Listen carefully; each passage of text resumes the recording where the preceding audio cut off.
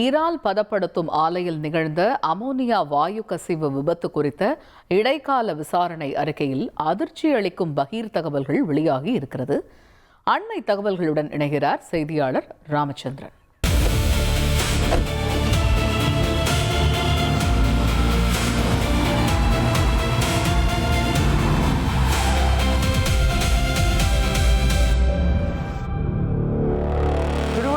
இருக்கக்கூடிய இறால் பதப்படுத்தக்கூடிய தொழிற்சாலையில் நடைபெற்ற அமோனியா வாயு விபத்து தொடர்பாக பல்வேறு விசாரணைகள் மேற்கொள்ளப்பட்டு வருகிறது.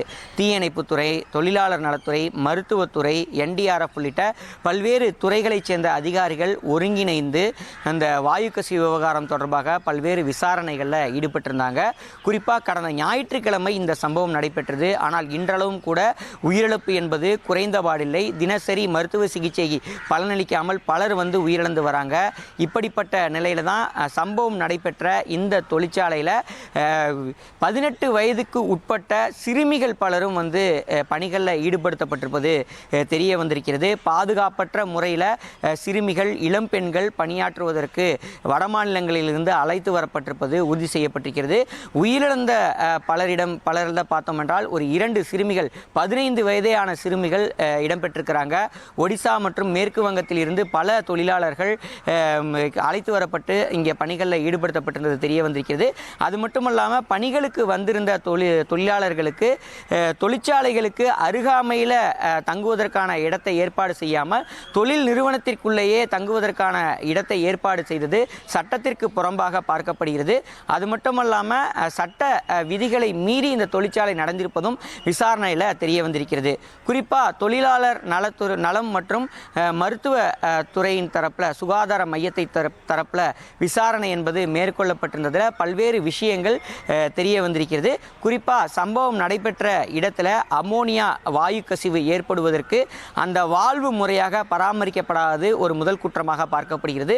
அது மட்டுமல்லாமல் அமோனியா வாயு பயன்படுத்தக்கூடிய தொழிற்சாலைகள் அனைத்துமே மாதம் ஒரு முறை சம்பந்தப்பட்ட குழாயை முறையாக பராமரிக்க வேண்டும் எனவும் அது தொடர்பான சான்றிதழ்களை சேஃப்டி அடிப்படையில் பெற்று அதனை பராமரிக்க வேண்டும் என்பது விதிகளாக இருக்கக்கூடிய நிலையில் சம்பந்தப்பட்ட நிறுவனம் அது எதையுமே பின்பற்றவில்லை என்பதும் தெரிய வந்திருக்கிறது.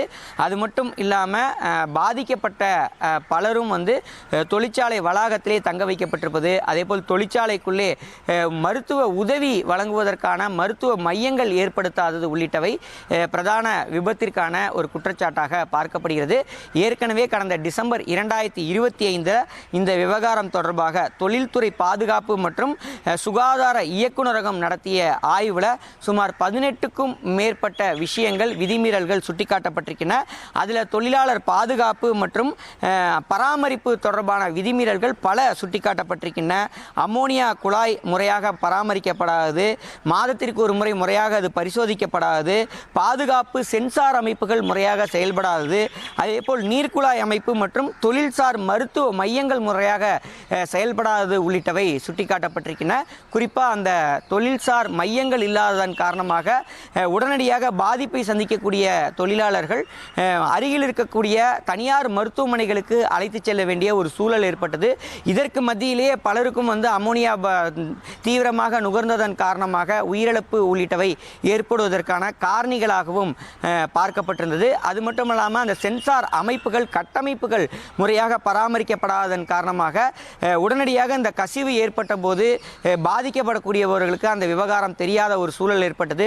இத்தகைய காரணங்களால் தான் பெரிய அளவில் உயிரிழப்புகளும் பாதிப்புகளும் சந்திக்க வேண்டிய ஒரு சூழல் இருப்பதாக தமிழக முதலமைச்சருக்கு நேற்று வழங்கப்பட்டிருக்கக்கூடிய அந்த இடைக்கால விசாரணை அறிக்கையில் பல விஷயங்கள் சுட்டிக்காட்டப்பட்டிருப்பதாக தகவல்கள் இருக்கின்றன.